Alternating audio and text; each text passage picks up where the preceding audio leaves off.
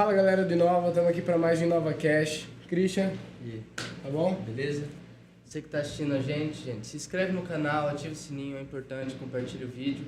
A gente tem uma conta no Instagram também, @NovaCashOficial. Hoje a gente está aqui com o Elder Cardim. Isso. Né? Isso aí. Elder, vamos falar um pouquinho sobre, a gente sempre fala sobre o começo. Você nasceu em igreja, você se converteu depois? Joia. Como foi só? Bom, primeiro é muito legal estar aqui com vocês, né? Baita oportunidade aqui pela conferência, né? A gente que agradece de você ter vindo. Esse mês aí, bem massa o tema, né? Defesa da fé. E também partilhar esse podcast aqui com vocês. Então, Christian, eu não venho de família cristã. Eu venho de uma família tradicional, assim, brasileira, né? Católica, não praticante, né? Se denominava católica, mas nunca ia definitivamente na igreja, embora meus pais tenham feito todos os filhos. Nós somos em 4 irmãos. E até a primeira comunhão, fazer lá, tipo aquela doutrinação da Igreja Católica nos primeiros anos de vida ali, até a primeira comunhão. E depois, nunca mais fomos à igreja. Mas eu tinha um tio e uma tia que eram da Igreja Presbiteriana aqui de Adamantina. Eu sou daqui de Adamantina. E eles começaram a levar a gente, eu e meus irmãos, para uma EBF. Isso foi mais ou menos 1986. Eu tinha 8 anos de idade. E a gente começou então a frequentar a igreja ali dos meus tios. Meus pais não nos proibiram. Pelo contrário, eles continuavam levando a gente para a igreja, mesmo depois do término da EBF, né? Mas a minha conversão mesmo, ela só veio acontecer em 1994. Mais ou menos aí 8 anos depois que eu já estava na igreja. Sempre participei da igreja. Aí nessa ocasião a gente já tinha mudado de Adamantina para Araras, também interior de São Paulo, mais perto ali de Campinas, onde por influência de um amigo comecei a ir para um acampamento. E nesse acampamento então eu fui salvo por Jesus, né? Nesse meio tempo, por causa de uma situação lá um pouco complexa na minha família, envolvendo um quase afogamento de pessoas da minha família numa praia, meus pais entenderam diante de Deus que eles deveriam também frequentar uma igreja, e ali então eles foram salvos por Jesus. A experiência, né? Cara, foi bem, assim, foi um pouco traumática, sabe? Porque minha irmãzinha, assim, tinha 5 anos a menos do que eu, né? 4 anos a menos do que eu, só que na ocasião, cara, ela devia ter 6, 8 anos no máximo, não lembro, né? Ela quase se afogou numa praia. Minha mãe pulou ali para tentar salvá-la e estava bem perto das pedras, das rochas. Então, sabe, daquele jeito que a água bate na rocha e leva a pessoa mais profunda ainda, né? E aí eu pulei também para tentar ajudar, só que eu não tinha nem tamanho, né? Nem força para salvá-las ali, né? E graças ao bom Deus, estava tendo ali um grupo de surfistas, acho que tinha um campeonato. Foi em Ubatuba, ali litoral norte de São Paulo. Então eles pularam e salvaram a gente, né? E meus pais entenderam que aquilo tinha sido proteção, cuidado de Deus. Então eles começaram a frequentar a igreja que a gente frequentava, que era a Igreja Presbiteriana de Araras, né? Então eles começaram a ir com a gente, e isso foi muito legal porque Deus usou essa situação para salvar meus pais, né? Então, assim, embora não tenha nascido numa família cristã, depois da minha adolescência e período de pré-adolescência, aí sim eu tinha Ela se tornou uma família cristã, né? Legal. Eu acho bacana, você falou que você se converteu em acampamento, né? Pelo menos a maioria das pessoas que eu conheço assim também, pelo menos eu fui em acampamento, você foi ou não? Foi também, né? Em acampamento? E eu acho legal, eu acho bacana essa questão da experiência também. Bastante gente se converte assim, que dá um choque de realidade. Pô, que legal. E como que foi para o seu chamado pastoral? Quando você sentiu que você deveria? Joia. Por meio desse amigo, que ele também trabalhava com acampamento, né? Ele era um pastor da cidade de Rio Claro, e ele, juntamente com um outro amigo, pastor também, eles tinham um tipo de um acampamento, sabe? Desses, não de igreja, mas para onde as igrejas iam. Então, todo mês de janeiro e julho, a galera de igreja ia para esse acampamento. E quando eu fui salvo por Jesus ali, esse homem, esse pastor, um amigo, começou a investir na minha vida. Ele e a esposa dele começaram a investir na minha vida no sentido de me ajudar a entender um pouquinho mais a fé cristã, me capacitar também para servir num contexto de acampamento, e com isso eu comecei até a ajudá-lo nesse acampamento, né? E foi muito legal. Eu tinha aí 15, 16 anos de idade e estava começando a ajudar numa equipe de acampamento, né? Bem de bastidor ainda, porque eu era muito novo, não tinha muitas habilidades. Mas por meio da influência desse casal, eu comecei a viajar com eles em alguns lugares do Brasil para fazer acampamento. E eu lembro, cara, foi Carnaval de 1996. A gente foi, tava ele, a esposa dele, chama Darcy e Denise, e mais um amigo que também trabalhava com acampamento. E a gente foi para o interior de Goiás fazer um acampamento na cidade de Mineiros. Cara, muito longe, meu. Então, a gente ficou umas 10, 12 horas dentro do carro, né? Viajando, cara. Então não tem muito assunto, né? Assim, quer dizer, é muito longa e chega uma hora que o assunto esgota, né? Acaba, né? Fica com um climão assim. Acabou. Né? E aí eu comecei a perguntar para ele, né? O que fazia um pastor, com que trabalhava um pastor. Porque eu vinha de uma igreja sem um referencial muito significativo de pastoreio, né? Digamos assim, eu frequentava a igreja, minha família também, mas o nosso pastor era muito distante, era basicamente aquele personagem do domingo, sabe? Tipo, do culto. No dia a dia, então, eu acho que eu tenho certeza que eu não cresci numa igreja com um bom referencial pastoral. Mas era porque a igreja era grande ou... Não, a igreja não era grande, não. Era mais a característica do pastor. Eu acho que era mais a característica dele, né? Ele era mais um pastor de final de semana mesmo. Conhecia né? mais assim, em cima do púlpito. Basicamente. Não tinha tanto contato fora da igreja. Não, quase nenhum contato. A gente tinha uma boa juventude, era bem legal. Tinha lá uma liderança de jovens bem bacana, assim, bem legal mesmo. Mas em termos do pastor, eu não sabia muito o que fazia, além de pregar no domingo, né? Então, na volta dessa cidade de Goiás, Carnaval de 96, eu perguntei para esse amigo, né, o que um pastor fazia e o que era necessário para se tornar um pastor, né? E ele me explicou, me falou um pouco, e depois de um determinado momento ali, dele me explicando direitinho, eu perguntei, Darcy, o que me impede de ser um pastor? Né? Cara, não foi assim, eu nem chamo necessariamente de chamado, né? Mas não teve nada muito extraordinário, não cresci a minha vida toda com essa ideia, não venho de família onde tem pastores, não vinha naquela ocasião de uma igreja que tinha um baita de um pastor que tipo olhasse para ele e dissesse, meu, eu quero ser igual a esse cara, como né? referência, né? Não, não tinha, né? Eu acho que foi mais a consciência mesmo de entender, puxa, eu gosto de servir pessoas, eu gosto de estar com pessoas, de investir nelas, né? Então, o que me impede? Aí ele me explicou, e ele trabalhava no Seminário Palavra da Vida em Atibaia, né? Ele era professor lá também.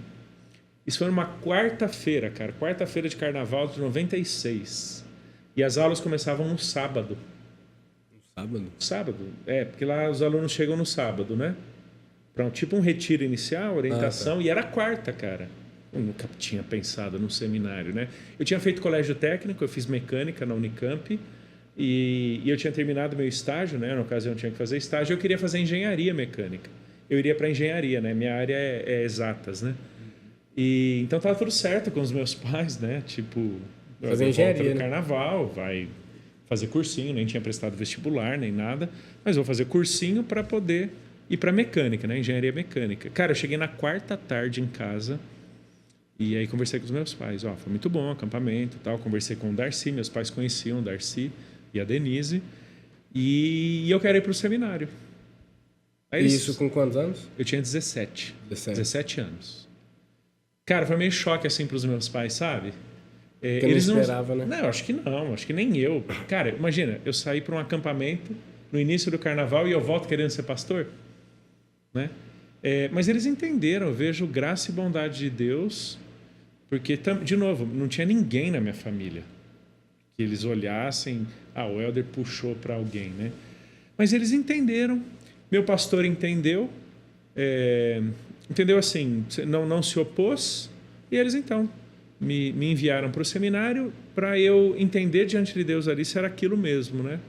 Aí eu fiz então o seminário todo e depois fui pastorear uma igreja em Ribeirão Preto, na Igreja Batista. Então assim, eu não sei, o Xande, se eu chamaria necessariamente de um chamado, tá? Na verdade, eu creio biblicamente que Deus capacita pessoas com dons e um desses dons é o pastoral. Então eu entendo que Deus estava me capacitando e me orientando a servir a igreja pastoralmente, né? Então daí eu fiz o seminário E os seus pais, eles não, tipo assim, não tiveram nenhum bloqueio, assim, quando você falou? Tipo, você tem certeza? Ou eles aceitaram tranquilo até, assim? eu acho que eles levantaram algumas questões ali, confesso que eu não sei muito, que eu estava bem nervoso, né? Imagina, cara. Porque é o seguinte, quando eu fiz colégio técnico, eu estudava em outra cidade. Eu morava em Araras e fazia o colégio técnico em Limeira. Então, tipo, nos últimos 3 anos eu já estava meio fora de casa, mas eu ia e voltava todos os dias para casa, né? A minha decisão era tipo, hoje é quarta, sábado eu saio de casa e não volto mais, entendeu?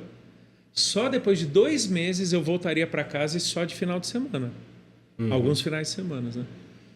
Eu, com certeza, devo ter dado algumas respostas, perguntas que meus pais fizeram, só que respostas que não eram suficientes, porque nem eu conhecia muito do seminário, né? Por isso que eu vejo que foi direcionamento de Deus. Sim. Sabe? Deus direcionou mesmo, porque eu não conhecia a palavra da vida. Meus pais não conheciam a palavra da vida. A gente conhecia o Darcy e a Denise, que eram essas pessoas que Deus estava usando para me direcionar, né?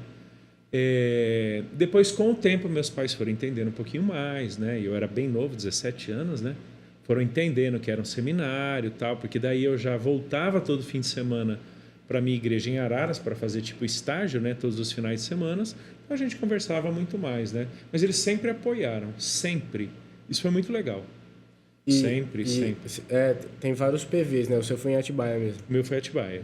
Ah, tá. Isso, tem. A gente tem em Recife, né? Na verdade, uma cidade do lado de Recife chamada Paudalho, ali no Pernambuco.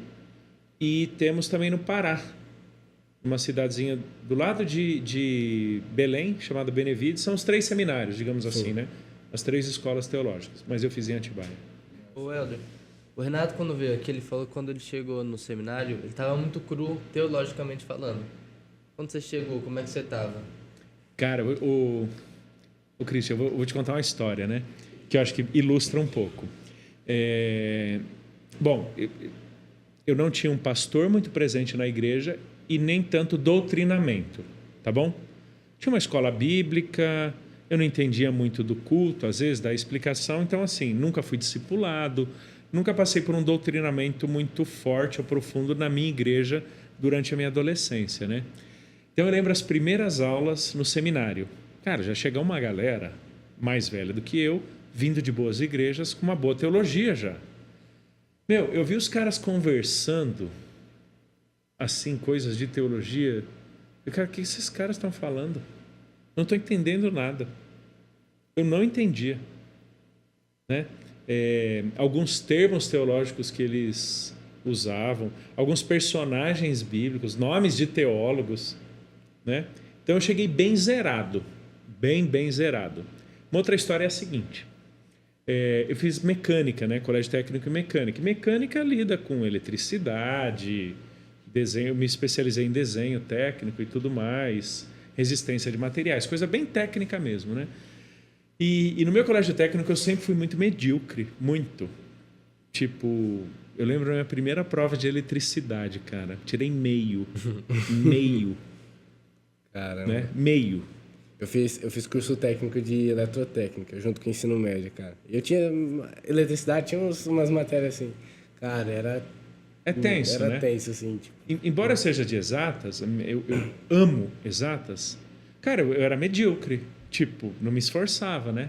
Mas eu tirei meio. Quanto eu preciso para passar com média 5, 9,5. Vou lá, estudo, na segunda prova tiro 9,5 e passo, né? Então eu levei meu colégio técnico desse jeito. Curtia muito. Eu curtia a área de projeto, de desenho, né? Tanto é que eu fiz estágio como projetista. Aí eu chego no seminário, cara, eu não estou entendendo nada que essa galera fala, né? Eu lembro, foi uma prova de ética. Minha primeira prova, eu tirei menos do que 5. Eu surtei ali. Falei, cara, se eu quero fazer esse negócio da minha vida e eu tô mal assim, tá errado, né? Mas eu gostei da teologia. Gostei mesmo, né? Eu falei, cara, eu gostei de estudar isso aqui. Então eu me dediquei, né? Eu acho que eu tive que correr por fora algumas vezes. Então o que alguns colegas entendiam mais rápido, eu tinha que estudar, pesquisar, ler, discutir um pouco mais, né? Ir acompanhando. Para ir acompanhando, entendendo, né? Depois, com o tempo, eu fiquei lá 5 anos, né? Com o tempo, as coisas foram equilibrando, né? Mas eu cheguei muito cru, cara, sem entender. Eu brinco que, bem na minha época ali, tinha um teólogo, meio maluco aí da teologia, que ele escreveu um livro chamado Bom Dia, Espírito Santo, né? É muito estranha a teologia desse cara, muito louca, né? E eu brinco que no seminário, eu nunca tinha ouvido falar na minha igreja do Espírito Santo. Por quê? Porque eu venho de uma igreja super tradicional que tinha medo de falar do Espírito Santo e ser confundido com o pentecostalismo. Então, cara, eu cresci ouvindo quase nada do Espírito Santo, exceto o credo apostólico, que a gente estudava na escola bíblica, e lá falava, e no Espírito Santo. Era o que eu sabia. Quase nada. Aí eu cheguei no seminário, eu brinco que o Benny Hinn disse bom dia, Espírito Santo, e eu disse muito prazer. Né? Tipo, tô te conhecendo agora, né? Ninguém tinha me introduzido ali a doutrina do Espírito Santo, né? Pneumatologia. Só para você entender meu drama teológico ali no meu primeiro, segundo ano de seminário, né? Eldo, já indo para uma parte mais teológica, você falou agora do Espírito Santo. Eu tinha visto um vídeo e me fez pensar muito sobre como em algumas igrejas se tem uma teologia que, às vezes, sem querer, as pessoas acabam falando menos do Espírito Santo para não ser confundida com algo pentecostal, só que também, às vezes, acaba deixando o Espírito Santo como o terceiro na Trindade. Acaba deixando de lado, acaba deixando como se fosse mais fraco que os outros. Verdade, como se verdade. tivesse. Como é que você vê isso daí? As Joia. pessoas que não tratam, igrejas até, pastores, que não veem o Espírito Santo com a seriedade que tem que ser. Boa. Ótima pergunta. Ela faz todo sentido para a gente hoje, né? Você até usou a expressão que ela é muito comum entre nós. Ela não está errada, né? Mas ela pode dar uma conotação, uma ideia errada sobre quem é o Espírito Santo na Trindade, né? A gente é meio acostumado a pensar na Trindade da seguinte forma: Deus, o Pai, o Todo-Poderoso, Barba branca. Isso aí. Que é a primeira pessoa da Trindade. Aí vem embaixo Jesus, que é a segunda pessoa da Trindade. E aí vem o Espírito Santo, que é a terceira pessoa da Trindade, que quase não aparece, pessoas às vezes não citam tanto. É verdade, às vezes por esse medo de cair num certo pentecostalismo, e acabam então não desenvolvendo uma correta doutrina do Espírito Santo, né, que a gente chama na teologia de pneumatologia. Eu vejo que isso é um equívoco, essa falta de um trato bíblico, de entendermos corretamente que o Espírito Santo tem um teólogo da igreja cristã que tem um credo como por influência dele, chamado Atanásio. O credo de Atanásio fala sobre o Pai, o Filho e o Espírito como sendo co-iguais. Não que sejam a mesma pessoa, mas eles são igualmente eternos, eles são igualmente poderosos, eles são igualmente santos. O Pai não é mais poderoso que o Filho, que é mais poderoso que o Espírito. O Espírito não é menos santo ou menos atuante na história do que o Pai. Não tem uma hierarquia, né? Então, na teologia, a gente discute isso de duas formas. Nós chamamos de uma trindade ontológica. Tá? Uma trindade ontológica significa um entendimento do ser do Deus triuno de forma igual, digamos assim. São pessoas diferentes, mas em termos de atributos, santidade, poder, glória, majestade, são iguais. Tá bom? Né? Então, há único Deus que existe como três pessoas distintas. Só que em termos de função, eles têm funções distintas. Isso não faz com que um seja mais ou menos importante do que outro. Deixa eu abrir um parênteses e já volto para cá. A gente vem da cultura brasileira do manda quem pode, obedece quem tem juízo, não é? A gente escuta isso, né? Sim. Então, manda quem pode, obedece quem tem juízo. Então, quem manda tem mais autoridade, tem mais poder do que o quem obedece. E a gente também vem de uma cultura militar do quem é o 01 do quartel, sabe? Quem é o 01? O 01 manda mais do que o 02, né? Sim. Então, quando a gente pensa primeira, segunda e terceira pessoa da Trindade, a terceira é a que manda menos das três, né?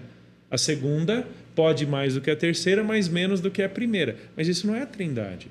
Então, quando a gente fala numa chamada, quando a gente trata de uma chamada Trindade econômica ou hierarquia funcional, o que a gente está dizendo? Que em termos da efetivação dos desígnios de Deus, a cada uma das pessoas cabe uma determinada responsabilidade ou papel. Isso faz com que, aparentemente, haja uma hierarquia entre elas. Mas eu prefiro dizer que há um fluxo distinto de execução desse desígnio. Isso não quer dizer que aquele que starta esse fluxo de atuação seja mais importante do que aquele que aplica a salvação no coração daquele que crê, né? Como é que a gente lida isso em termos de salvação na teologia? O Pai decreta, o Filho executa e o Espírito efetiva.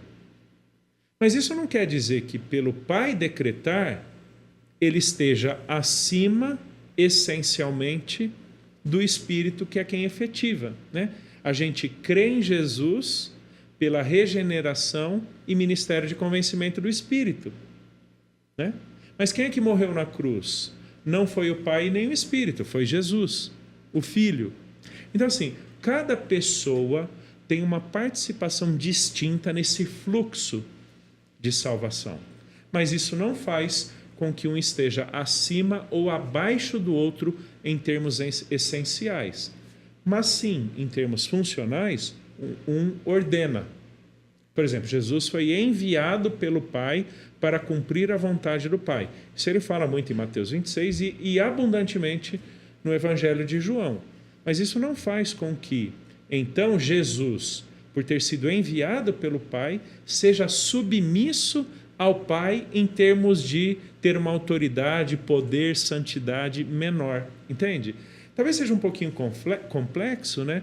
Mas assim, eles têm funções distintas que os coloca em pontos distintos da execução de um desígnio. Mas isso não os torna maior ou menor do que o outro.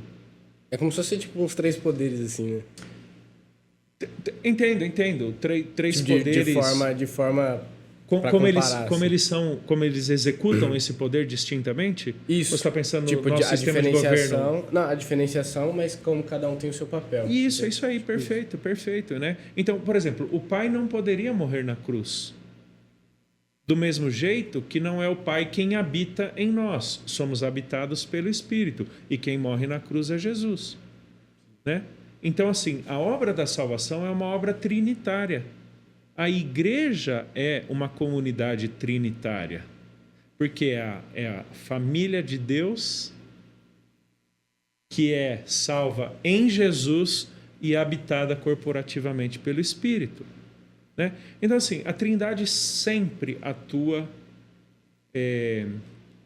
em cooperação, em mútua harmonia de cumprimento dos desígnios. Tem até um termo na teologia que a gente usa, que é pericorese. O que é pericorese? É a interpenetração ou mútua habitação das pessoas da Trindade. É o que Jesus fala, por exemplo, em João. O Pai está em mim, eu estou no Pai. E o Espírito é enviado por Cristo e pelo Pai. Ou seja, eles estão numa estreitíssima relação de dependência e atuação que você não pode separá-los. Tá? Então, falar da salvação é falar da atuação das três pessoas da Trindade. Cada uma naquilo que lhe compete. Então, assim, resumindo, né? Existe uma hierarquia essencialmente dizendo não. Funcionalmente, eu diria que eles estão em pontos distintos, com atuações distintas nesse fluxo redentor. Tá? Eventualmente, alguns vão chamar de hierarquia funcional. Eu entendo. Mas eu confesso que, às vezes, essa ideia de hierarquia funcional pode comunicar para alguns que tem uma o 01 manda mais e é maior que o 02, que manda mais e é maior que o 03. Então, digamos assim, eu tento explicar de várias formas para as pessoas entenderem que elas têm a mesma essência, as três pessoas, né? A mesma substância, a mesma autoridade, o mesmo poder, a mesma majestade, grandeza e por aí vai, só que com atuações distintas, né? E o Helder, você acha que essa hierarquia, vamos dizer, né, o 01, o 02, o 03, você acha que essa hierarquia pode ser designada pela ordem de aparecimento que teve na Bíblia? Boa pergunta. Tipo assim, porque veio Deus primeiro, sim, né? Ele que teve o primeiro impacto, primeiro momento, depois Deus disse que ia enviar seu filho para morrer por nós, e Jesus disse que ia deixar o Espírito Santo quando ele fosse para o céu. Faz sentido a tua observação, faz. Tipo, quem aparece mais é o primeiro. Quem aparece intermediariamente, e alguns acham que Jesus só está presente no Novo Testamento, e o Espírito Santo só depois de Jesus, né? Sim, faz sentido essa observação sua. Faz. Porque as pessoas, às vezes, pela ordem lá, tipo assim, o 02, vamos dizer assim, né? Jesus só veio porque Deus falou que ia mandar o seu filho. E sabe o que é interessante? Quando a gente olha para Gênesis 1, a gente já vê a Trindade ali. Tem o livro de João fala no início era o verbo, Perfeito. E o verbo era Deus, o verbo estava. Exato. O verbo no texto é Jesus. Isso. Que ele se refere, Não, e né? outra, parece, Christian, que João, capítulo 1, João está escrevendo do lado de Gênesis 1. Né? E disse Deus. Dizer é falar, né? É uma palavra de Deus. João vai dizer que no princípio era o verbo estava com Deus, o verbo era Deus. E todas as coisas foram feitas por ele. Paulo vai dizer isso em Colossenses capítulo 1. Que tudo foi feito por ele e para ele, de tal forma que sem ele nada existiria. Então, quem é essa palavra criadora de Deus? É o Filho. E o Espírito de Deus pairava sobre a face das águas. Né? Agora, tem uma coisa, Xande, que é importante a gente também entender, que toda atuação de Deus, ela é uma atuação trinitária. Você pode ter uma das pessoas em maior evidência numa determinada situação. Mas não quer dizer que as outras duas se ausentaram, tipo, faz o que você quiser, a gente não tem nada a ver com isso. Né? Então, assim, uma pessoa da Trindade pode ter uma atuação distinta, mais evidente ou específica no momento. Mas não quer dizer que as outras duas se ausentaram. Tipo, isso não tem nada a ver com a gente, né? A gente está fora dessa. Não. Então, toda atuação de Deus na história, nas Escrituras, é uma atuação trinitária, ainda que uma das pessoas esteja em maior evidência num determinado momento. Seria relacionado tipo a essa questão que você falou da união das três? Sim, que não consegue dissociá-las, separá-las. Separassem perfeito, perfeito, claro. Então é até interessante, né? Quem é o Deus de Israel? O Deus triuno. É o Deus triuno. Jesus não... É até interessante, né? Tem muita gente que acha que Jesus passou a existir no Novo Testamento quando ele nasce, né? Não. Jesus sempre existiu. E aparece no Antigo Testamento. E aparece no Antigo Testamento, às vezes de forma evidente, né? Por exemplo, aquela ideia que Lucas tem no Evangelho do Filho do Homem vem desde lá de Daniel. Essa figura do Filho do Homem, né? Aquele quarto personagem ali na fogueira, né? Ou o Filho do Homem que aparece numa das visões de Daniel, mais lá para frente, capítulo 7 em diante. Então é verdade, existem, na teologia a gente chama isso de cristofania. São manifestações visíveis ou palpáveis do Cristo antes da sua encarnação, né? Mas assim, quem é o Deus que chama Moisés? O Deus triuno. Quem é o Deus que cria o universo? O Deus triuno. Quem é o Deus que guia Israel no deserto? O Deus triuno. Quem é o Deus que disciplina Israel? O Deus triuno. Existe essa separação, né? Entre... Acho que Jesus aparece para Josué também. E Isso, o príncipe do exército do Senhor, né? Príncipe, ele repete, porque quando Deus fala para Moisés, tira suas sandálias, pois o local onde você pisa é sagrado. E isso acontece com Josué de novo, mas com uma referência maior para Jesus, né? Mas, o Helder, a gente já vai entrar no assunto que você escreveu um livro falando sobre a hermenêutica, né? É um assunto muito importante, porque hoje você vê muito pastor, não pastor, porque eu não gosto nem de chamar de pastor, mas esses coach aí, que pega e distorce muito. Às vezes até na tradução do grego, do hebraico para o português, já dá uma distorcida. E aí, qual que você acha que é o maior perigo, assim, de essa distorção que acontece? A pessoa, dependendo do contexto social da cultura, ele molda o texto para o que ele quer falar. Verdade, Qual verdade. É o principal perigo? Eu acho que um dos perigos muito sérios é esse daí que você falou. Pessoas mal intencionadas conduzem a leitura e explicação do texto para os seus interesses. Eu acho que uma boa hermenêutica, uma boa interpretação bíblica, protege o texto da gente. O que eu quero dizer com isso? Quando eu busco entender como os autores bíblicos interpretaram a própria Bíblia, por exemplo, você pega Moisés como um dos primeiríssimos autores do texto bíblico, tá? Ele lança muito dos fundamentos teológicos de toda a Bíblia. Gênesis, Êxodo, Levítico, Números, Deuteronômio. Autores bíblicos posteriores voltam muito para os textos de Moisés. Por exemplo, os profetas. A base teológica de verdade revelada de Deus dos profetas é o texto de Moisés. É o texto de Moisés, o chamado de Abraão, né? O período no Egito, a libertação ali da escravidão no Egito, a peregrinação no deserto, a lei de Moisés, tanto em Êxodo 20 quanto Deuteronômio, são a base dos profetas.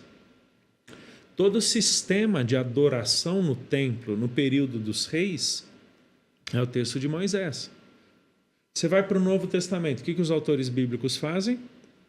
Eles voltam para os autores anteriores do Antigo Testamento e fazem uma leitura apontando para Jesus, apontando para cumprimentos da palavra de Deus, fazendo essa leitura histórica,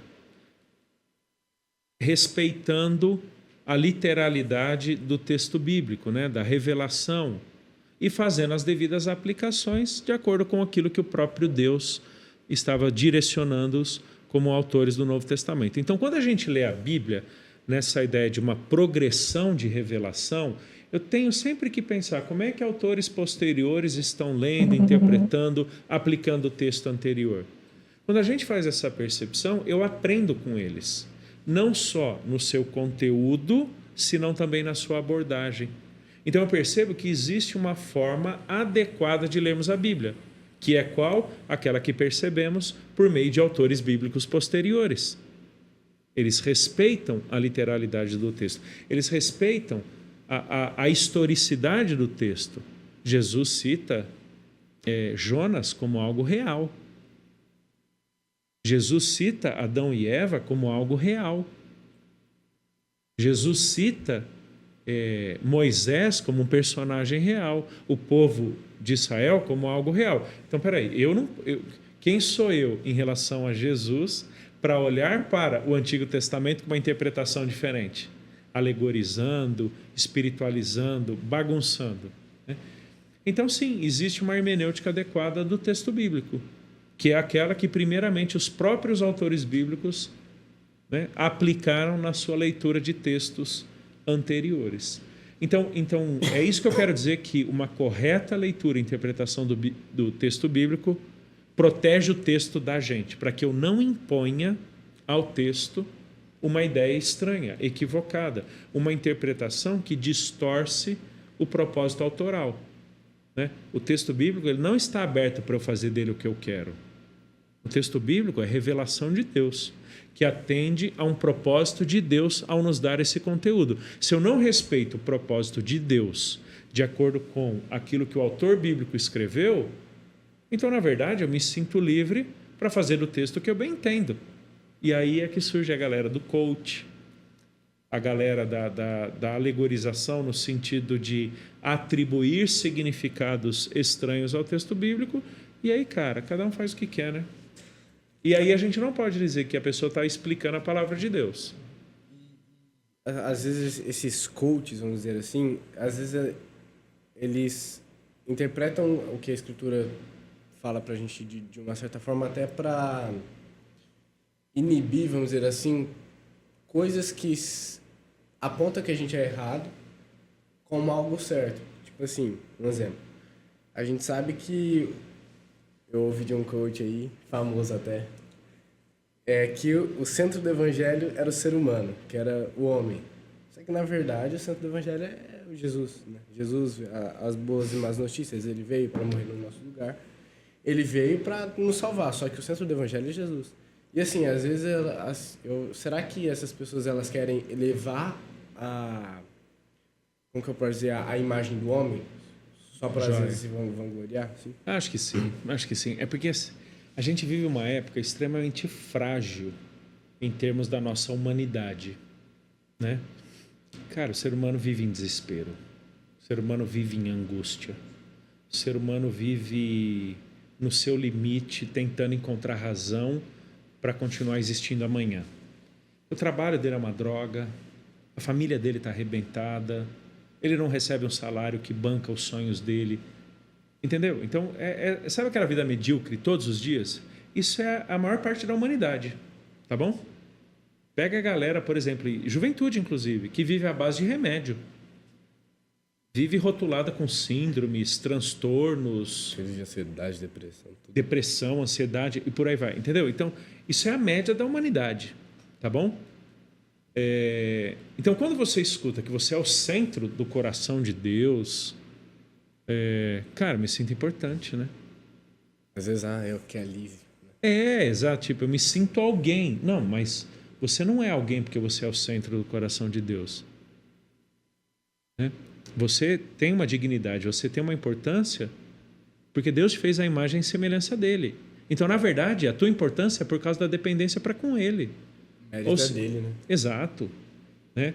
E até o que eu diria é o seguinte, quando essa galera coloca o ser humano no centro como protagonista determinante da sua própria história, essa galera só está contribuindo para a desgraça. Por quê? Porque quanto mais dependemos de nós mesmos para o nosso próprio sucesso, mais nos encontramos incapazes. Por quê? Porque eu lido com um mundo de variáveis e possibilidades, tá bom?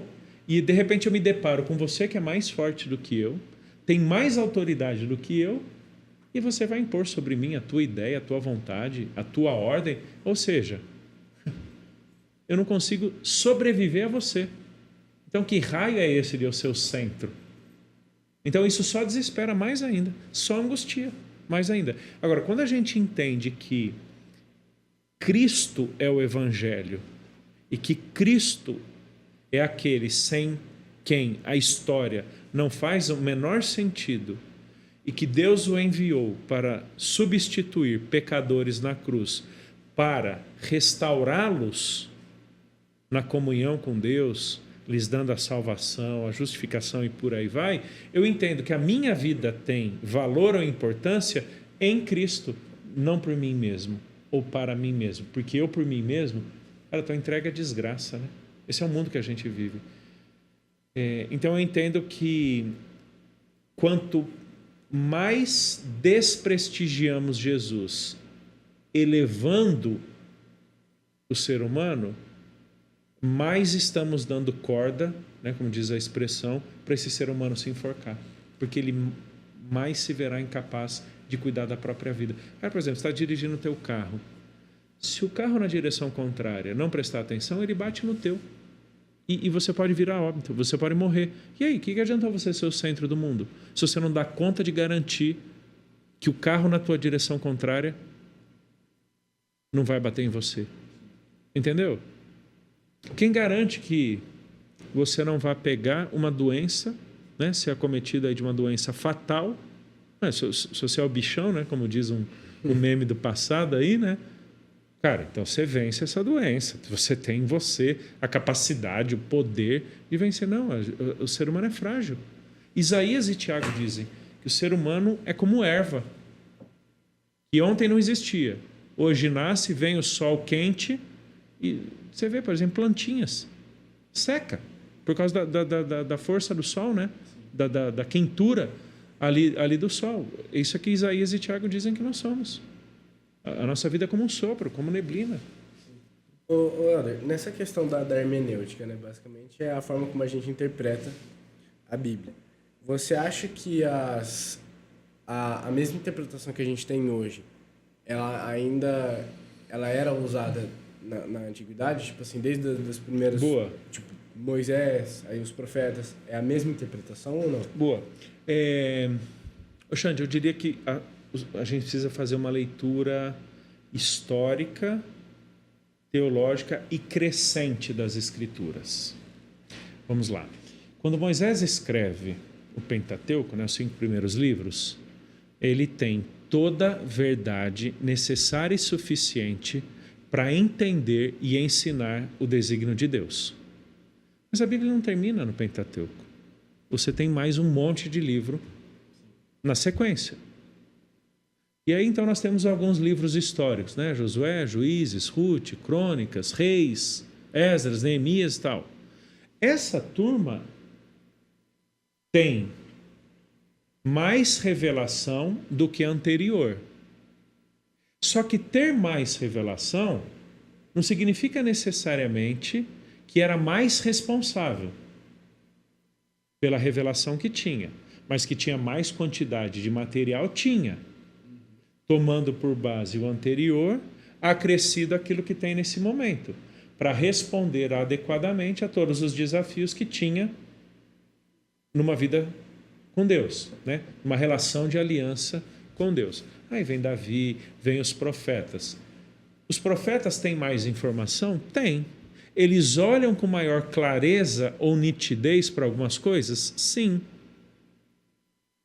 Por quê? Porque eles partem de todo o anterior e mais daquilo que Deus estava lhes dando. Aí vem o Novo Testamento. O Novo Testamento, os autores veem a realização ou concretização de algumas coisas que foram profetizadas no Antigo. Por exemplo, eis que a Virgem conceberá e dará à luz um filho, e seu nome será. Tá? Isso é Isaías, né? Chega em Mateus, você vê quem é esse menino. Mateus olha para o Antigo Testamento e usa várias vezes a expressão para que se cumprisse o que fora dito por intermédio do profeta tal. Lá atrás, os profetas, eles não têm todas as informações de toda a história, mas eles têm as informações suficientes e necessárias para entenderem o desígnio de Deus e ensinarem o povo. Vêm os autores do Novo Testamento, montam em cima daquilo que os profetas têm, que montaram em cima daquilo que Moisés tinha e outros autores, e então os autores do Novo Testamento detalham mais, descrevem mais esse desígnio de Deus. E aí vem uma turma depois ainda. Tá? Por exemplo, autores um pouquinho mais tardios, tipo Pedro. Pedro vai dizer, 1 Pedro 1, 10 a 12, que os profetas do Antigo Testamento ficavam estudando, inquirindo em quais circunstâncias aquilo que eles estavam profetizando aconteceria. Eles sabiam que não era para o tempo deles, que viria só lá na frente. Daniel capítulo 9, fala que ele estava estudando Jeremias, o profeta Jeremias, anterior a ele, e ele percebe, acabou o exílio, acabou o cativeiro babilônico. Então, assim, autores posteriores olham para o conteúdo revelado anteriormente como base, né? E tomam como base, com maior profundidade, com maior clareza, maior nitidez Mais e evidências, maior completude do desígnio de Deus. Então, respondendo a tua pergunta, sim, quando a gente chega lá em Apocalipse de João, João não está inventando nada. João não está criando do zero a escatologia. Ele só né? está confirmando que... Isso, ele pega símbolos, figuras, ideias, personagens, desde o Antigo Testamento. Agora, fechando, completando a revelação de Deus. Né? Então, sim, aquilo que Deus sempre intencionou desde Gênesis permanece até o fim. Mas com maior nitidez, com maior profundidade, com maior amplitude, olhando já para cumprimentos e realizações daquelas verdades de Deus que vem desde lá de trás, né? Isso, querendo ou não, vira um ciclo, né? Tipo assim, conforme o tempo vai passando, as pessoas vão tomando como base o que foi passado, o que já passou, e vai acrescentando mais evidência. Durante o tempo bíblico. Sim. Isso, exatamente. Até a gente fechar tudo ali com João, né? Então é isso aí. Acho interessante a questão que a gente tinha falado. Algumas pessoas acabam moldando a Bíblia do jeito que elas querem. E foi o que aconteceu, ao meu ver, assim, com o povo judeu. Sobre não acreditar em esse Deus monoteísta, só o Pai. Eles acreditam. Porque você acaba interpretando livros, ou você não lê, ou não é jogar fora, mas você deixa de ler um livro como Isaías, que deixa claro que Jesus era o Messias, outros profetas, assim. Então, você acaba... se molda realmente até a questão sobre Jesus, seu Messias, né? Sim. O judeu, nesse tempo de Jesus, acaba tendo um estereótipo do Messias que não se encaixa em Jesus. Ou seja, eles leem Isaías de outra forma. Eles pintam uma outra figura de Messias, que não é aquela que Jesus cumpre. Né? Então acaba, é verdade o que você falou. Durante essa transição entre o fim do Antigo e início do Novo Testamento, existe um desenvolvimento da expectativa do judeu em relação ao Messias que não é uma expectativa bíblica. Não é uma expectativa que cumpre-se em Jesus. Eles estão esperando muito mais um guerreiro, um comandante bélico que vai libertar Israel do domínio romano. Mas isso não é Jesus. Né? Esse não é o propósito de Jesus. Igual você falou, Isaías nos apresenta muito mais um redentor ou remidor dos nossos pecados do que propriamente um general de exército para libertar na base da força. Né? Então é verdade, acabam moldando uma expectativa messiânica que é incompatível com a Escritura Sagrada. E é interessante, Isaías é um dos livros do Antigo Testamento mais citado no Novo. Para dizer, esse é aquele que a gente esperava lá atrás. Ele é aquele que cumpre exatamente o que Isaías falou. Exato. Você não acha que acontece um movimento parecido com a gente hoje, de querer moldar Jesus? Ou as pessoas, assim, o mundo tem muita discussão, assim, algumas pessoas falam, se Jesus estivesse hoje, ele seria de direita, seria de esquerda. Então, acontece com a gente também, né? De querer encaixar princípios nossos que não tem nada a ver com o que era Jesus. Verdade. Eu concordo contigo. Eu lembro uma vez, Christian, de uma reportagem da revista Veja. Que carro Jesus dirigiria? Ele dirigiria um carro de combustível de fontes renováveis, energia limpa, ou de combustível fóssil? Cara, que imbecil essa pergunta, né? Entendeu? Você tá querendo colocar Jesus numa categoria nossa de entendimento de combustível. Cara, isso não tem nada a ver com Jesus. Nada a ver. Entendeu? Embora ele tenha usado meio de transporte de fonte renovável, né? O jumentinho que come o pasto. Mas ele usou. É verdade. Não polui. Bom, André, nessa questão da hermenêutica, assim, quais os conceitos que você usa assim, para interpretar a Bíblia de certa forma? Assim? Quais métodos? Boa. Como que você estuda isso? Joia. Eu até falo bastante isso no meu livro. Eu uso 3 palavrinhas que resumem o que eu entendo ser uma boa hermenêutica que reflete muito da abordagem dos próprios autores bíblicos, abordagem essa também bem dentro da nossa tradição reformada da teologia e da hermenêutica. É o que nós chamamos de método histórico, gramatical, literário. Histórico, porque olha para a história bíblica e busca entender todos os aspectos reais dessa história, os personagens, o contexto histórico, a cultura, a realidade, né? Daquele momento em que o texto foi escrito. Os personagens iniciais, originais, que escreveram e para quem foi ou foram endereçados aqueles documentos. Então, há uma história, tá bom? Então, isso quer dizer que antes da Bíblia falar para mim hoje, a Bíblia fala sobre uma realidade histórica passada e eu tenho que entender essa realidade. Segundo, gramatical, porque a Bíblia foi escrita... A Bíblia é um livro revelado por Deus, né? Originado, causado por Deus. Mas foi escrito em linguagem humana. Eu sou brasileiro, eu falo língua portuguesa, tá bom? A Bíblia foi escrita em grego, hebraico e algumas porçõezinhas em aramaico, que é tipo de uma variante do hebraico, né? Se eu quiser entender a Bíblia, eu vou precisar entender essa língua, ou essas línguas lá de trás.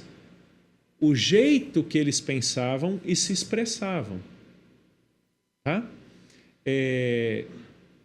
Quando a gente aprende uma nova língua, seja o inglês, o alemão, o grego, o hebraico, você não pega o jeito que você pensa em português, né, o que a gente chamaria de uma fraseologia, uma prosa, uma construção da ideia. A gente é muito do sujeito, verbo, predicado, né, que a gente aprende. E você não substitui uma frase em português só por correspondentes em inglês, ou alemão, ou italiano. Você não pode fazer isso. Porque o jeito de pensar de outra língua é diferente do nosso jeito de pensar. E a língua expressa pensamento. Tá bom? A língua comunica ideias. Então, o aspecto gramatical da hermenêutica não é só estudar verbo, sujeito, predicado, objeto, substantivo, adjetivo, advérbio, pronome. Não é só isso, mas é estudar o jeito de pensar, o jeito de comunicar. Ou seja, eu não posso impor o meu jeito de brasileiro que fala português, o meu jeito de expressão e comunicação para o texto bíblico. Não posso, pelo contrário, eu tenho que entender o jeito da cultura, né? E língua é expressão de cultura, né? Eu tenho que entender o jeito do grego, como foi expressado, né? Do judeu, do persa, do babilônico, do egípcio, de se expressar, de comunicar, para então entender o texto bíblico. Esse é o aspecto gramatical. Você pode até, às vezes, nessa daí, interpretar de maneira totalmente errada, às vezes, palavras que estão em texto diferente. Verdade. E iguais com significado diferente. Perfeito. Sei lá, manga, Isso por aí. exemplo. Manga é um exemplo que eu dou muito. A gente tem até um mangá, né? É verdade. Manga, por exemplo, no contexto da pecuária, é de onde tem a mangueira, né? A manga é onde você coloca o gado ali para apartar, para vacinar. Sim. E mais, existem 20 e poucos significados de manga na língua portuguesa. Caramba, achava que tinha uns 4. Não, tem 20 e poucos. Até para o pizzaiolo, alguns chamam a bisnaga de requeijão de manga. Sério? Manga de requeijão. Caramba. Mangando, já ouviu? Você está me mangando? Mangando? Não, em alguns contextos brasileiros, está me zoando. Para de me mangar. Cara, você está me mangando. Então, igual você falou, Christian, eu preciso entender o significado da palavra lá atrás. Tá? A parábola dos talentos não está falando sobre parábola de habilidades. Talento para a gente hoje é uma coisa. Talento para o judeu lá atrás é outra coisa. Né? Você acha que essa busca... Porque os anos vai passando, vai tendo mais tradução da Bíblia, só que a do português, que ela é traduzida diferente para gerações. Ok. Tentando deixar mais atualizada. Ok. Você não acha que isso pode ser um problema? Boa, boa. Porque aí vai deixando mais atualizada dependendo da geração e se vai se perdendo muito do original do texto. Ok? Joia. Deixa eu só fechar o ponto lá da hermenêutica, né? Eu falei 3 elementos: histórico, gramatical e o método literário. O que quer dizer isso? Uma narrativa tem uma forma de composição e comunicação distinta de uma profecia, que é diferente de uma epístola, que é diferente de um salmo. Ou seja, a Bíblia comunica significado não apenas pelo que está escrito, senão também pela forma como foi escrito. Eu não posso ler uma profecia do mesmo jeito que eu leio uma parábola, né? Então eu tenho que ter um discernimento, uma metodologia adequada que considera a distinção do que a gente chama na hermenêutica de gêneros literários, né? Tipos distintos de composição. Sobre a questão da tradução da Bíblia, eu concordo contigo, cara. Nós precisamos ter traduções distintas, porque as traduções seguem filosofias distintas. Algumas são mais literais, outras são mais coloquiais. Algumas adotam um determinado grupo de manuscritos, outras adotam outro grupo de manuscritos. Algumas prezam por uma fluência comunicativa de entendimento maior, outros prezam pelo rigor da literalidade do texto, sem qualquer contemporaneidade de pensamento, né? Por exemplo, eu gosto... É porque foi assim, foi a Bíblia que eu cresci, né? A versão que eu cresci. A Almeida Revista é atualizada. Ela tem um jeito arcaico de falar as coisas. Quisera eu pensar assim. A turma de 50, 60 anos atrás entenderia perfeitamente. A geração hoje não. Não quer dizer que necessariamente a língua empobreceu. A língua é dinâmica, né? A língua é fluida. Ela cria novas palavras, ela cria novas formas de comunicação. Nós já temos traduções que são mais fluidas. Ah, como eu queria fazer isso. Mesma coisa. Quisera eu. Ah, como eu queria. Dá na mesma. Para a geração hoje, pela própria chamada prosa moderna, né, a forma moderna de comunicação, ah, como eu queria, comunica muito melhor. Então não há nenhum problema. Mas você percebe que quisera eu e ah, como eu queria, dá na mesma? É só uma forma de... É só um estilo de tradução? Agora, quando eu empobreço o significado de alguns conceitos teológicos, aí está errado. Porque aí não é forma de comunicação, é empobrecimento da verdade. A Bíblia é a comunicação da verdade de Deus. Verdade é essa que deve ser preservada independente da tradução. Então eu não posso corromper conceitos. Eu não posso minimizar verdades só para torná-las compreensíveis. Isso é responsabilidade do intérprete, não do tradutor. O tradutor tem que traduzir da forma mais fiel possível uma determinada verdade ou conceito. Cabe ao intérprete, aquele que ensina, a explicação do significado disso, não do tradutor. Ô Helder, e assim, em relação a essas coisas, assim, qual que é a dificuldade, os desafios que assim, as pessoas podem ter para colocar essas coisas em prática? Em relação à interpretação, porque querendo ou não, às vezes as pessoas viajam na maionese aí, às vezes. Verdade, verdade. E tem assim, algum desafio assim para colocar essas coisas em prática? Assim, existe desafios, alguma dificuldade? Existem desafios. Por exemplo, a gente está numa outra cultura diferente da Bíblia. Tem gente que não leva em conta a cultura bíblica, mas apenas a sua própria. E impõe seu jeito de pensar, seu jeito de agir. Ah, a Bíblia é patriarcal. Tá, você está fazendo uma leitura errada da Bíblia. Porque você está lendo a Bíblia a partir do seu contexto hoje. Mas o seu contexto hoje não é o bíblico. O bíblico é daquele momento. Então eu vou ter que entrar naquele contexto, naquela cultura, entender a revelação de Deus para entender a Bíblia. Então tem desafios. Na hermenêutica, a gente chama isso de abismos. Abismo cronológico, abismo cultural, abismo linguístico, abismo espiritual. A gente não pode esquecer, nós somos pecadores. Nós somos tendenciosos por natureza, mas a gente está lidando com a verdade eterna do Deus eterno. Há uma distância natural entre nós e Deus. E eu estou me aproximando do texto de Deus, da verdade de Deus. Então tem muitos desafios. É por isso que a hermenêutica é tão importante, né? De novo, uma boa hermenêutica protege o texto de você, para que você não imponha para ele aquilo que não está nele. E até porque a geração nossa, assim, tem tantas pautas, como eu posso dizer assim... Ideológicas? Pautas ideológicas, pautas às vezes insignificantes, que não vai fazer diferença nenhuma. Mas às vezes para lacrar alguma coisa. Isso aí. Não sei o que, é preconceituoso e não sei o que. Não, a galera da lacrosfera é dose, começa a tirar versículos da Bíblia, começa... Fora de contexto. Totalmente fora de contexto. Ou impor ideias completamente estranhas. Cara, isso não existia no tempo bíblico. Você está impondo. Isso na hermenêutica a gente chama de anacronismo. O que é um anacronismo? É a imposição de uma ideia contemporânea a uma realidade em que essa ideia não existia. Você não pode dizer que o jeito do romano, do judeu lá atrás pensar é como o nosso. Não, nem existia alguns conceitos, algumas ideias lá atrás que a gente tem hoje, né? Então é verdade, existe hoje uma leitura muito ideológica das escrituras.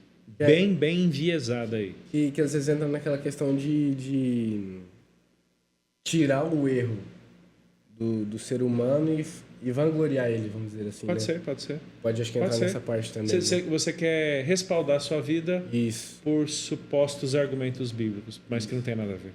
Exatamente. Helder, chegando agora mais pro final do podcast, a gente sempre faz 3 perguntinhas, um bate-volta rápido, para você responder. E a primeira é de um orgulho que você tem na sua vida. Um orgulho que eu tenho? Um bom orgulho? Um bom orgulho. Cara, eu me alegro muito com a minha família e a história que a gente vem construindo. Eu sou casado, a gente está em 2023, né? Casado há 24 anos, tenho 2 filhos, um de 20, outro de 18 anos. Cara, como eu me alegro com a minha família. Olhar para a história das nossas vidas, minha, da Juliana, do Lucas e do Tiago, e ver como Deus tem sido muito gracioso com a gente, muito bondoso, para mim é um motivo de satisfação sensacional. Eu acho legal que bastante gente que veio aqui também ser entrevistado respondeu isso. Eu acho legal essa posição, essa parte igual, assim, que o pessoal é muito grato pela família, né? Eu ia falar do Palmeiras, mas eu fiquei com vergonha. Não, Palmeiras, isso daqui... Eu fiquei com vergonha, então eu falei da família, isso, né? Falar de qualquer time, sem ser o Corinthians, contra o nosso código de conduta. Entendi. Tem uma legislação... Essa era a letra pequena lá do contrato? Tem uma legislação que a gente não pode. Só se for falar mal, aí pode. Entendi. Por isso que essas canequinhas aqui são pretas e brancas? Sim, por isso. Se você for dentro, assim, tem um símbolo bem pequenininho. Mas, Helder... E um arrependimento que você tem na sua vida, assim? Que às vezes você olha e fala... Cara, puxa, boa pergunta, hein? Um arrependimento que eu tenho. Cara, eu acho que eu não aproveitei algumas oportunidades como eu deveria. Eu fui relaxado. Igual eu falei, no colégio eu fui medíocre. Não aproveitei. Bem medíocre. Inclusive, o meu testemunho cristão nunca foi um depravado, um devasso. Mas eu fui relaxado. Eu não testemunhei Jesus como eu poderia. Como eu deveria. Então hoje eu olho para a minha história e eu falo, nunca fui um vida louca, nunca fui sempre de boa, mas eu fui medíocre. Digamos assim, nos meus estudos e também no testemunho de Jesus. Isso foi tão sério para mim, Xande, que eu carrego isso com muita tristeza, que a gente sempre cultivou nos nossos filhos a responsabilidade de eles viverem no mundo com os amigos do mundo, da escola, indo jogar bola, fazer trabalho, saindo, indo para casa, para o cinema, para a lanchonete, com não cristãos, para eles testemunharem Jesus. Foi uma coisa que eu tive muita oportunidade e eu não fiz. Isso eu lamento. Então, não que eu tenha tentado corrigir isso do meu erro nos meus filhos, mas é porque isso é bíblico, né? Deus nos colocou como luzeiros no meio de uma geração pervertida e corrupta para brilharmos a luz de Jesus. Então, eu lamento. Sal da terra e luz do mundo, exato.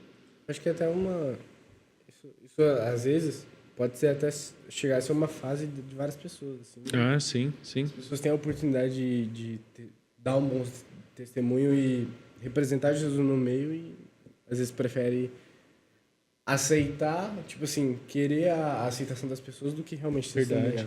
Eu acho que eu caí muito nisso. Acho que eu errei muito nisso. Às vezes, faz uma piadinha de mau gosto ali só De novo, eu nunca fui vida louca, promíscuo, podre. Não, fui sempre de boa. Mas eu perdi oportunidades de ser intencional no testemunho da fé em Jesus. Bom, Helder, a gente sabe que se Jesus não voltar antes, a gente vai morrer, né? Mas esse vídeo aqui vai ficar bastante tempo na internet. Massa, se você pudesse deixar suas últimas palavras, se você pudesse deixar um recado para quem está assistindo daqui a alguns anos, daqui a algum tempo, qual seria o recado, Helder? É uma expressão que eu uso muito para os meus filhos. Cara, eu tenho uma tendência muito trágica, assim, né? Eu viajo muito, né? Muito mesmo. Avião, carro. Então, assim, eu estou exposto a alguns riscos que pode acontecer, né? De bater, cair, morrer. Todo mundo tá atravessando a rua, né? Engasgado, sei lá. Mas eu sou meio trágico, assim, né? Então, de tempos em tempos, eu junto lá meus filhos, né? Meninos, eu vou viajar, vocês sabem, pode acontecer alguma coisa com o papai. Até vindo aqui para Tupã, eu já dei algumas orientações para o meu filho ali, né? Caso acontecesse alguma coisa. E, cara, eu falo duas coisas para eles. Sempre. Duas únicas coisas. Que é o que eu quero que eles guardem isso para a vida toda. Amem a Deus e a palavra de Deus e vivam a vida de vocês em Jesus. Só isso. Se vocês fizerem isso, não tem como dar ruim. Não quer dizer que algo ruim não possa acontecer, mas o resultado sempre será benéfico para a glória de Deus. Então ame a Deus e a palavra de Deus e viva a sua vida em Jesus. Só isso. Bom, obrigado. Mano, valeu, cara. Vocês mandam muito bem. Demais, sensacional. Valeu mesmo. Brigadão, foi de muito coração. Bom. A gente tem que marcar o outro, porque ficou muito assunto ainda pra falar. Eu acredito. Eu acredito. Eu vi a listinha aí de vocês. A gente parou, acho que no terceiro, quarto tópico. Seria massa, cara. Pena que eu vou embora amanhã, senão mas poderíamos você gravar. Tupã, massa. O ano que vem eu tô aqui de volta. Pô, que legal. Bom, galera, é o seguinte. Lembrando, as redes sociais, @NovaCast Oficial em tudo aí, YouTube, Instagram. Tem o canal de cortes também, Nova Cortes. E acho que é isso, né? É isso. Compra o livro do Helder também. Verdade, vai ter pra vender aqui ou não? Não vai ter, porque assim, ele esgotou, ele tá indo pra terceira edição. Deve sair até o fim do ano, terceira edição do meu livro. Bom, onde é que tem pra comprar na internet? Tem na Amazon.